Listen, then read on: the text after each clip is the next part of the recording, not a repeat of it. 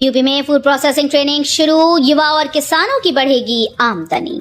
उत्तर प्रदेश सरकार अब युवा और किसानों की आमदनी बढ़ाने के नए रास्ते खोल रही है। प्रदेश के विभिन्न जिलों में फूड प्रोसेसिंग की ट्रेनिंग शुरू की गई। उद्यान व खाद्य प्रसंस्करण विभाग के द्वारा इन प्रशिक्षण केंद्रों पर गाजर, मटर, लहसुन, गोभी, मशरूम जैसी फसलों के प्रसंस्करण की आधुनिक तकनीक सिखाई जा रही है। डिप्टी सीएम केशव प्रसाद मौर्य ने युवाओं और किसानों से अधिक भागीदारी की अपील की है। बागपत में लगेगा रोजगार मेला, 2500 पदों पर भर्ती, सैलरी 35,000 तक। यूपी के युवाओं के लिए बड़ी खुशखबरी है। बागपत में 12 नवंबर को सम्राट पृथ्वीराज चौहान डिग्री कॉलेज में रोजगार मेले का आयोजन किया जा रहा है। इस मेले में फूड प्रोसेसिंग, होटल इंडस्ट्री और बैंकिंग जैसे क्षेत्रों की नामी कंपनीज भाग लेंगी। कुल 2500 से अधिक पदों पर भर्ती की जाएगी, जिसमें सैलरी 35,000 रुपए तक रहेगी। 18 से 35 वर्ष के युवा रोजगार संगम पोर्टल पर पंजीकरण कर इस सुनहरे मौके का लाभ उठा सकते हैं। बायोटेक स्टार्टअप्स के लिए बड़ी राहत, आईआईटी कानपुर देगा 50 लाख तक अनुदान। आईआईटी कानपुर बायोटेक क्षेत्र में नवाचार करने वाले युवा और स्टार्टअप्स के लिए सुनहरा अवसर लेकर आया है। स्टार्टअप इंक्यूबेशन सेंटर और BIRAC की साझेदारी से बायोटेक्नोलॉजी इग्निशन ग्रांट के तहत 50 लाख रुपए तक का अनुदान मिलेगा। स्वास्थ्य सेवा और चिकित्सा उपकरण जैसे क्षेत्रों में काम करने वाले स्टार्टअप्स 30 नवंबर तक आवेदन कर सकते हैं। यूपी में कोटेदारों को मिली बड़ी जिम्मेदारी, किसानों को मिलेगा गोल्डन कार्ड। उत्तर प्रदेश में किसानों के लिए बड़ी सुविधा शुरू होने जा रही है। तहसील सभागार में कोटेदारों की बैठक में उन्हें निर्देश दिए गए कि वे अपने क्षेत्रों में किसानों को फार्मर रजिस्ट्री के महत्व के बारे में जागरूक करें।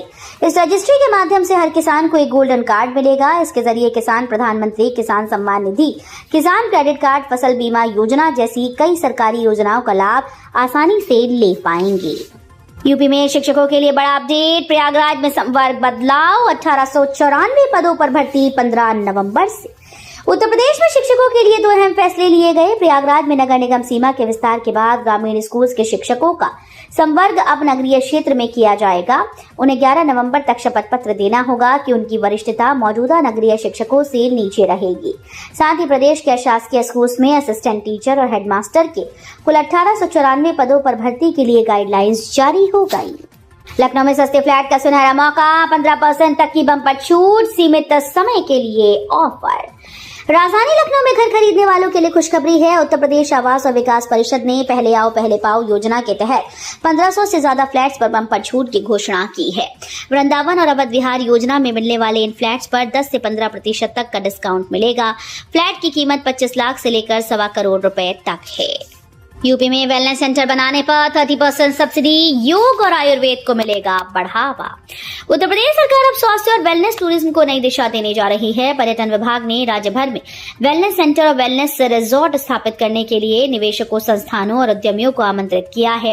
राज्य सरकार पूंजी निवेश पर 30% तक सब्सिडी, ब्याज प्रतिपूर्ति, स्टैंप ड्यूटी छूट और भूमि रूपांतरण शुल्क माफी जैसे कई लाभ देगी। हाईकोर्ट का बड़ा फैसला, अब अविवाहित भाई को भी मिलेगा अनुकंपा नियुक्ति का अधिकार। इलाहाबाद हाईकोर्ट की लखनऊ पीठ ने सेवा मामलों में ऐतिहासिक फैसला सुनाया। कोर्ट ने कहा कि यदि किसी सरकारी कर्मचारी की पत्नी का उससे पहले निधन हो गया है तो उसके निधन के बाद उसका अविवाहित भाई भी अनुकंपा नियुक्ति पाने का हकदार होगा। इस मामले में न्यायमूर्ति मनीष माथुर की एकल पीठ ने फैजाबाद रेंज के मृतक कर्मचारी के भाई देवेंद्र प्रताप सिंह की याचिका मंजूर की। गायों की सेवा के लिए अनोखी पहल, घर घर जाएगी रोटी संग्रह वैन। गायों की सेवा के लिए एक सराहनीय पहल की शुरुआत हुई है। गौ सेवा आयोग के सदस्य और मंत्री रमाकांत उपाध्याय ने रोटी संग्रह वैन का शुभारंभ किया। ये विशेष वाहन सुबह सुबह नगर की गलियों में घूमेगा और घंटी बजाकर घरों से गायों के लिए रोटी, फल और सब्जियों के छिलके एकत्र करेगा। एकत्रित भोजन गौशालाओं तक पहुंचाया जाएगा। रमाकांत उपाध्याय ने कहा कि गाय की सेवा ईश्वर की सेवा है और इस अभियान से लोगों में गौमाता के प्रति श्रद्धा और जागरूकता दोनों बढ़ेंगी। सीएम योगी की योजना में जौनपुर नंबर 1, 100% लक्ष्य हासिल कर बना मिसाल। मुख्यमंत्री योगी आदित्यनाथ की महत्वाकांक्षी मुख्यमंत्री युवा उद्यमी विकास अभियान योजना ने युवाओं को आत्मनिर्भर बनाने की दिशा में नई उम्मीद जगाई। इस योजना का मकसद युवाओं को रोजगार, स्वरोजगार के अवसरों से जोड़ना है। पूरे प्रदेश में इस अभियान में जौनपुर जिले ने बाजी मारी, जिसने 100% लक्ष्य पूरा करते हुए पहला स्थान हासिल किया। ये उपलब्धि न केवल युवाओं की मेहनत बल्कि प्रदेश में बढ़ती उद्यमिता की भावना का भी प्रतीक है। मतदाता सूची में लापरवाही पर सख्त, चुनाव आयोग हर पात्र नागरिक का नाम जोड़ा जाएगा। उत्तर प्रदेश में मतदाता सूची के विशेष गहन पुनरीक्षण अभियान को लेकर मुख्य निर्वाचन अधिकारी नवदीप रेणवा ने सभी जिला निर्वाचन अधिकारियों के साथ वर्चुअल बैठक की। उन्होंने निर्देश दिए कि मतदाता सूची में किसी भी तरह की लापरवाही बर्दाश्त नहीं की जाएगी। नाम जोड़ने और हटाने की प्रक्रिया पूरी तरह से पारदर्शी होनी चाहिए। उन्होंने ये भी स्पष्ट किया कि कोई भी अपात्र व्यक्ति सूची में शामिल ना हो और कोई भी पात्र नागरिक छूट न जाए। वंदे मातरम के 150 साल पूरे, सीएम योगी बोले ये भारत की आजादी का अमर मंत्र है। मुख्यमंत्री योगी आदित्यनाथ ने वंदे मातरम के 150 वर्ष पूरे होने पर लोक भवन में आयोजित कार्यक्रम में हिस्सा लिया। इस अवसर पर राष्ट्रीय गीत का सामूहिक गायन किया गया और स्वदेशी का संकल्प लिया गया। मुख्यमंत्री ने वंदे मातरम के रचयिता बंकिम चंद्र चट्टोपाध्याय को नमन करते हुए कहा कि ये गीत भारत की आजादी का अमर मंत्र है, जिसने स्वतंत्रता आंदोलन को नई दिशा दी। कार्यक्रम के दौरान मुख्यमंत्री ने प्रदर्शनी का अवलोकन किया और प्रधानमंत्री नरेंद्र मोदी की उपस्थिति वाले केंद्रीय कार्यक्रम का लाइव प्रसारण भी देखा। हाईकोर्ट का बड़ा फैसला, बार एसोसिएशंस के बिजली बिल चुकाना सरकार की जिम्मेदारी नहीं। इलाहाबाद हाईकोर्ट ने एक अहम फैसले में स्पष्ट किया कि कोर्ट परिसर में चलने वाली बार एसोसिएशंस के बिजली बिलों का भुगतान करना राज्य सरकार का वैधानिक कर्तव्य नहीं है। न्यायमूर्ति सौमित्र दयाल सिंह और न्यायमूर्ति इंद्रजीत शुक्ला की खंडपीठ ने बस्ती सिविल बार एसोसिएशन की याचिका खारिज करते हुए कहा कि वकील निजी पेशे से जुड़े हैं और उन्हें अपनी उपयोग की गई सुविधाओं के लिए जिम्मेदारी साझा करनी होगी। यूपी होमगार्ड के 45,000 पदों पर रजिस्ट्रेशन शुरू, वाराणसी में अग्निवीर रैली का आगाज। उत्तर प्रदेश के युवाओं के लिए रोजगार का बड़ा अवसर आया है। पुलिस भर्ती और प्रोन्नति बोर्ड ने होमगार्ड स्वयंसेवकों की 45,000 से अधिक पदों पर भर्ती के लिए वन टाइम रजिस्ट्रेशन लिंक जारी कर दिया। सभी अभ्यर्थियों को एनरोलमेंट से पहले रजिस्ट्रेशन करना होगा। वहीं वाराणसी में आज से अग्निवीर भर्ती रैली की शुरुआत हो गई। रणबांकुरे मैदान में चल रही इस रैली में 5 मिनट 30 सेकंड में दौड़ पूरी करने वाले उम्मीदवारों को 60 अंक मिलेंगे। यूपी बोर्ड की परीक्षा व्यवस्था पर सवाल, एक ही दिन 10वीं 12वीं की हिंदी परीक्षा से बढ़ी शिक्षकों की चिंता। यूपी बोर्ड द्वारा 10वीं और 12वीं की हिंदी परीक्षा एक ही दिन कराने के फैसले से स्कूल्स में चिंता बढ़ गई है। शिक्षकों का कहना है कि हिंदी एक ऐसा विषय है जिसमें सबसे ज्यादा परीक्षार्थी होते हैं। ऐसे में दोनों कक्षाओं की परीक्षा एक साथ कराना बेहद कठिन होगा। परीक्षा केंद्रों पर अव्यवस्था की आशंका जताते हुए उत्तर प्रदेश वित्तविहीन विद्यालय प्रबंधन महासभा ने बोर्ड सचिव को पत्र लिखकर परीक्षा तिथि में बदलाव की मांग की। प्रयागराज में बैंकों में फंसे 360 करोड़, आरबीआई चलाएगा आपकी पूंजी आपका अधिकार अभियान। उत्तर प्रदेश के प्रयागराज में बैंकों में करोड़ों रुपए वर्षों से निष्क्रिय खातों में डंप पड़े हैं। एसबीआई, यूनियन बैंक और इंडियन बैंक सहित विभिन्न बैंकों में करीब 8,42,000 ऐसे खाते मिले जिसमें पिछले 10 सालों से कोई लेन देन नहीं हुआ। इन खातों में करीब 360 करोड़ रुपए जमा हैं। अब रिजर्व बैंक ऑफ इंडिया ने आपकी पूंजी आपका अधिकार अभियान शुरू किया, जिसके तहत इस राशि को सही खाता धारकों तक पहुंचाने की पहल की जाएगी। काशी से 4 नई वंदे भारत ट्रेन को मिलेगी रफ्तार, पीएम मोदी दिखाएंगे हरी झंडी।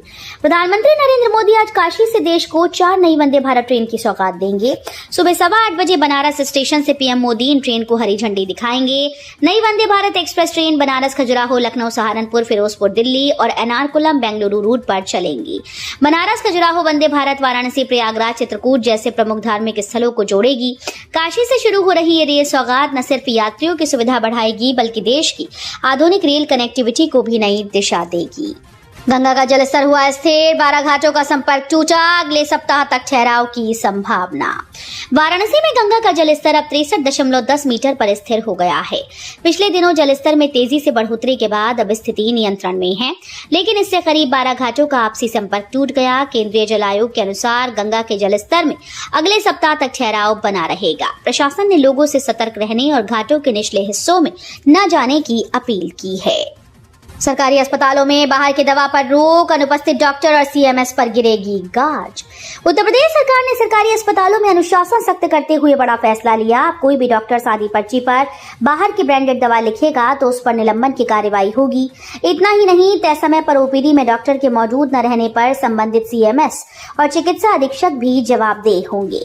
सरकार ने स्पष्ट किया है कि अस्पतालों में यूपी मेडिकल सप्लाईज कॉर्पोरेशन की 200 से अधिक दवाएं उपलब्ध हैं।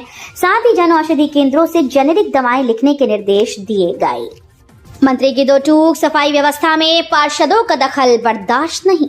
लखनऊ में नगर निगम की राजनीति पर सरकार सख्त हो गई। महापौर और नगर आयुक्त के बीच जारी खींचतान के बीच जिले के प्रभारी मंत्री सुरेश खन्ना ने साफ शब्दों में कहा कि सफाई व्यवस्था प्रशासनिक विषय है, इसमें पार्षदों या राजनीतिक लोगों का अनावश्यक हस्तक्षेप नहीं होना चाहिए। मंत्री ने बैठक में उन्हीं मुद्दों पर अफसरों से सवाल किए जिन्हें लेकर महापौर लगातार नगर आयुक्त को घेरती रही है। यूपी में शुरू हुआ गन्ना पेराई सत्र, 21 मिलों में गूंजने लगी चक्कियों की आवाज। उत्तर प्रदेश में गन्ना किसानों के लिए बड़ी खबर है। राज्य में गन्ना पेराई सत्र 2025-26 आधिकारिक रूप से शुरू हो गया है।